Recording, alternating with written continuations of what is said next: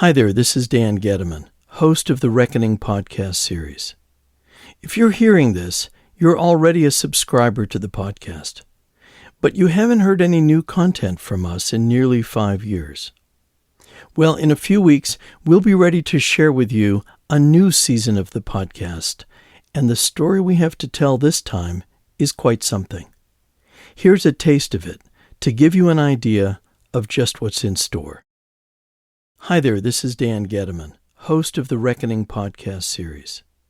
If you're hearing this, you're already a subscriber to the podcast, but you haven't heard any new content from us in nearly 5 years. Well, in a few weeks, we'll be ready to share with you a new season of the podcast, and the story we have to tell this time is quite something. Here's a taste of it to give you an idea of just what's in store. For many Americans, the events of the past couple of years can seem utterly unprecedented. Few can remember a time when the country was so dramatically polarized.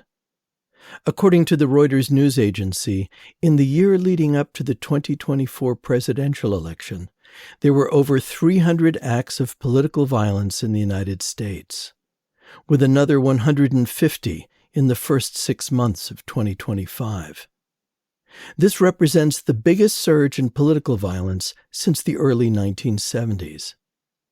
And for the first time in decades, we have witnessed several political assassinations in this country, with people across the political spectrum being targeted.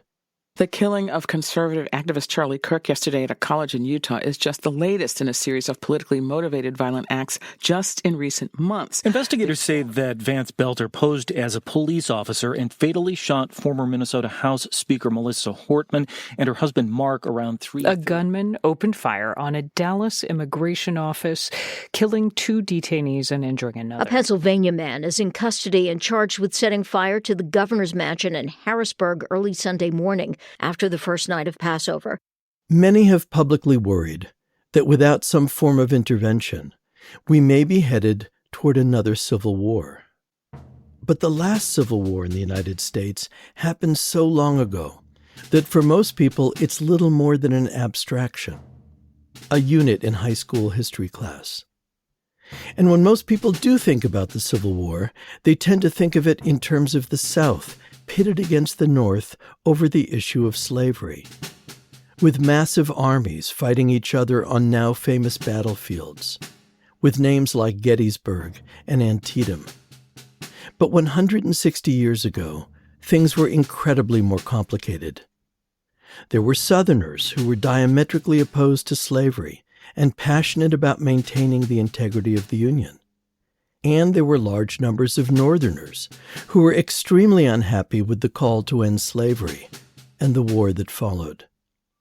And some of them plotted a massive insurrection with allies in the Confederacy.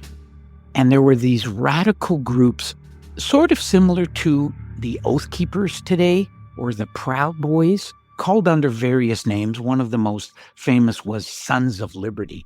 Nobody knows how big they are, but they claimed tens of thousands of members. And they will openly start meeting with Confederates to plot a combined assault. The Confederates in question were soldiers who had escaped from Union prisons and were now living in Canada. Once there, they found like-minded Northerners who had been exiled from the United States for their political beliefs and were more than willing to help thwart Lincoln and the Union Army. You know, the institutions of American democracy are not as solid as we all hope they would be. And there are some fragile points that a well-committed and organized group of anti-governmental treasonous actors can really target and bring down a government in peacetime, but especially in war. In the midst of the Civil War, we had a deeply unpopular president in Abraham Lincoln, who had suspended civil liberties and invoked martial law, using as his rationale the threat posed by his political opponents on the national security of the country. Because so much time has passed, it is easy to dismiss the relevance of those times to that of our own. But if you squint just a little bit, you can see the overall shape of many of the same issues we are arguing about today. How powerful should a president be?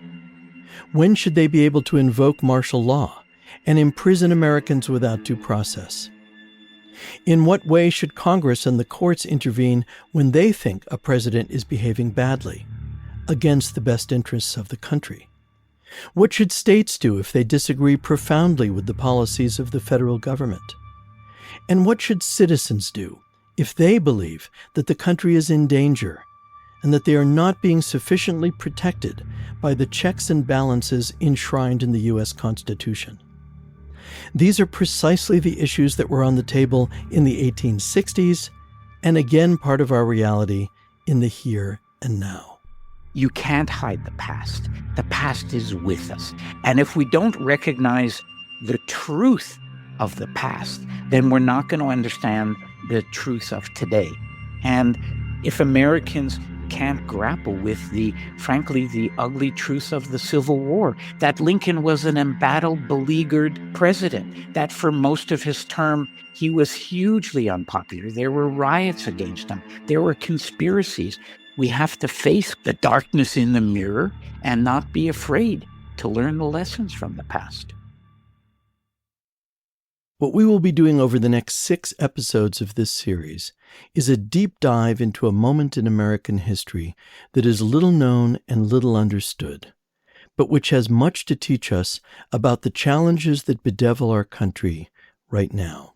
A lot of the people who got swept up in this conspiracy would have told you that what they were doing was the most patriotic act. It was the saving of the Republic, the saving of the Constitution, rather than the rejection of it. That's what you'll hear in the new season of